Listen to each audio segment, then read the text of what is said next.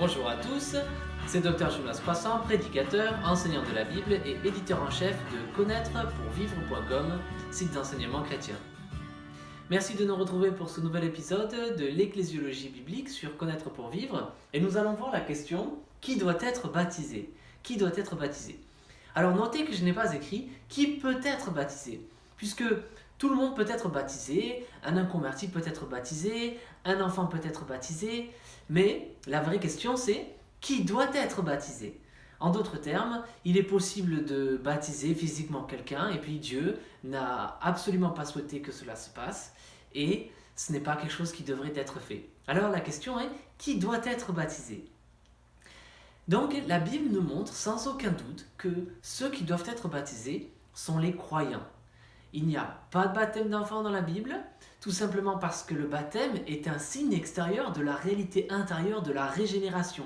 Et la régénération arrive quand une personne croit au Seigneur Jésus-Christ. En d'autres termes, nous ne naissons pas chrétiens, nous le devenons lorsque nous plaçons notre foi en Jésus-Christ. Il est possible que quelqu'un devienne chrétien à un âge relativement jeune, mais cela ne sera pas un enfant. Un enfant, il n'a pas encore eu le temps de comprendre l'évangile et de placer sa foi en Jésus-Christ. Alors, je vais brièvement vous montrer les passages bibliques qui montrent qui est baptisé dans la Bible. On commence à la naissance de l'Église, après la Pentecôte, dans Actes chapitre 2. Pierre vient de prêcher aux Israélites, aux Juifs qui sont à Jérusalem pour la Pentecôte, et il dit « Repentez-vous » au verset 38 du chapitre 2, « et que chacun de vous soit baptisé au nom de Jésus-Christ pour le pardon de vos péchés, et vous recevrez le don du Saint-Esprit. » En effet, la promesse est pour vous, pour vos enfants et pour ceux qui sont au loin, en aussi grand nombre que le Seigneur notre Dieu les appellera. Et par beaucoup d'autres paroles, il rendait témoignage et les encourageait en disant « Sauvez-vous de cette génération pervertie. » Ceux qui acceptèrent la parole furent donc baptisés. Et ce jour-là, le nombre des disciples augmenta d'environ 3000 personnes. Qui se fit baptiser ce jour-là ? Ceux qui acceptèrent la parole, ceux qui eurent la foi. On continue, Actes chapitre 8, il y a d'autres occurrences du baptême, mais j'en sélectionne simplement deux. Il y a Philippe qui va évangéliser la Samarie, et il leur parle de l'évangile, et il est écrit, au verset 12 du chapitre 8, « Mais quand ils eurent cru à Philippe, qui leur annonçait la bonne nouvelle du royaume de Dieu et du nom de Jésus-Christ, hommes et femmes se firent baptiser. » Donc, il y a vraiment tous ceux qui croient à la parole, hommes et femmes qui se font baptiser. Alors, les presbytériens, certains réformés diront que le baptême, c'est le signe de l'alliance dans le Nouveau Testament et que le signe de l'alliance dans l'Ancien Testament, c'était la circoncision, que la circoncision était faite aux enfants, aux jeunes enfants, et donc que les bébés doivent se faire baptiser également. Alors, le problème, si vous voulez, c'est que la Bible ne dit pas que ce qui est vrai pour la circoncision est vrai pour le baptême. Ce sont deux signes qui sont différents. Il y a l'ancienne et la nouvelle alliance. On ne peut pas avoir des raisonnements qui sont basés sur des conclusions qui ne sont pas explicitées dans le texte et aller extrapoler des choses sur le baptême. La circoncision, c'était que les hommes. Et ici, il est écrit « Les hommes et les femmes se firent baptiser ». Il y a une discontinuité entre l'ancienne alliance et la nouvelle alliance, entre le signe de l'ancienne alliance et le signe de la nouvelle alliance. Donc on ne peut pas extrapoler, on doit simplement regarder ce que les écrits des apôtres nous enseignent. Et ce qui est enseigné, c'est que c'est seulement ceux qui ont cru qui se sont fait baptiser, qu'ils soient hommes ou qu'ils soient femmes. Parce qu'en Christ, il n'y a ni homme ni femme, ni esclave ni libre, ni juif ni grec. Donc il y avait ceux en Samarie, ceux à Jérusalem. Plus tard, on verra les gentils dans les différentes contrées qui étaient en dehors d'Israël. Donc le baptême, c'est pour les croyants.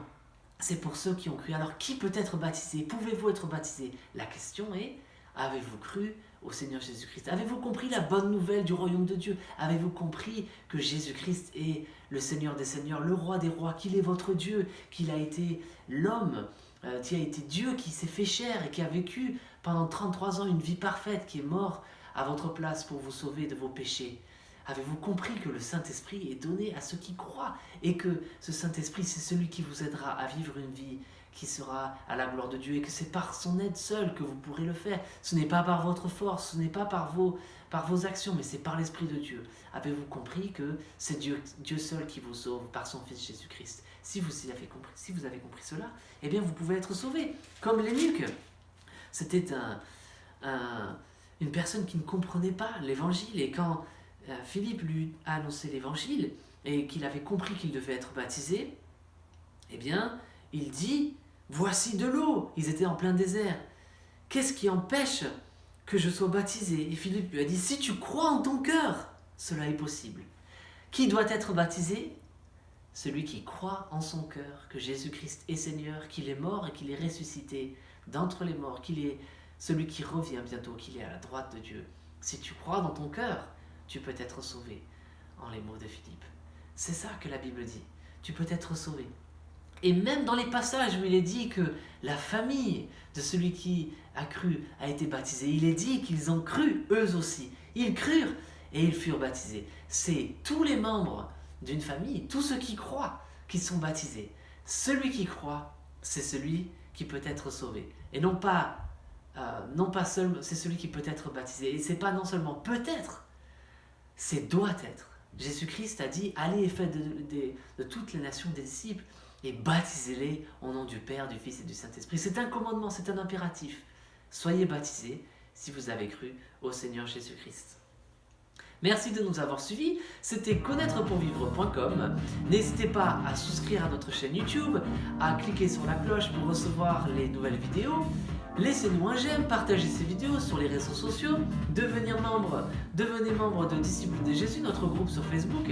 Et enfin, visitez connaîtrepourvivre.com afin de connaître Dieu et sa parole pour vivre à sa gloire. A bientôt pour de nouvelles vidéos.